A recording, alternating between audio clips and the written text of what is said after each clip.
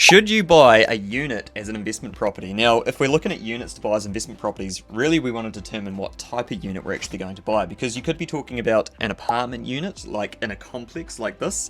Now, these can be really great for cash flow because they're a low buy cost, but the problem is although you may get high cash flow, maybe positively geared in the short term, there's no value growth, and the reason is you don't own the land. And the other downside to it is that because it's in a complex, you can't really manufacture the equity or the cash flow on the property, and you don't have control over what happens to the building. You're part of a body-corp, which can be expensive, and you don't know when you're going to have to do repairs to it, and you don't really get the benefit, or you can't decide if you're going to get the benefit from the property. But if we were looking at multi-unit, which would be my choice, these may not be cash flow positive on the buy, but you get the land value, which is where the value growth is going to be in the land, and you get so many more options of what you could do with the property. So you're actually able to manufacture a higher rental yield on the property, and because it's multi-unit, they're going to value it based on the yield, which means you can manufacture a higher value on the property.